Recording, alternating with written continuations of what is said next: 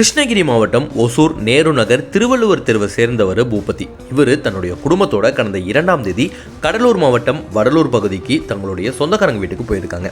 அதை தொடர்ந்து கடந்த 4ஆம் தேதி அவங்க குடும்பத்தோடு சேர்ந்து வீட்டுக்கு திரும்பி வரும்போது அவங்க வீட்டு கதவு உடைக்கப்பட்டு பீரோல இருந்து கிட்டத்தட்ட 35 சவரன் தங்க நகை திருடு போனதை கண்டுபிடிச்சிருக்காங்க. இது சம்பந்தமா பூபதி ஒசூர் நகர காவல் நிலையத்தில் புகார் அளிச்சிருக்கிறாரு. புகாரின் அடிப்படையில் போலீசார் திருட்டு குறித்து தீவிர விசாரணையை மேற்கொண்டிருக்கிறாங்க.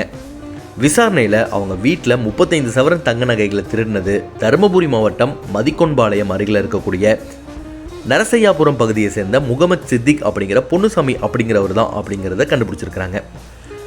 மேலும் இவர் தூத்துக்குடி மாவட்டம் கோவில்பட்டி பகுதியை சேர்ந்தவர் அப்படிங்கிறதும் தெரிய வந்திருக்கு.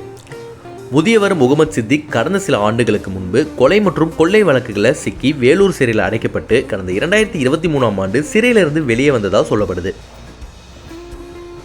அதே மாதிரி முதல் முறையாக திருட்டு சம்பவத்தில் இவர் ஈடுபட்டிருக்கிறார் அப்படிங்கிற மாதிரியும் மாந்திரீகம் படிச்சுட்டு மந்திரவாதியாக ஆகிறதுக்காக இந்த திருட்டு வேலைகளில் அவர் ஈடுபட்டதாகவும் போலீஸ் விசாரணையில் தெரிய வந்ததாகவும் சொல்லப்படுது. இதைத் தொடர்ந்து போலீசார் அவர்கிட்ட இருந்து 35 சவரன் தங்க நகைகளை பறிமுதல் செஞ்சு அந்த ஒரு நபரை ஒசூர் நீதிமன்றத்தில் ஆஜர்படுத்தி சிறையில் அடைச்சிருக்கிறாங்க.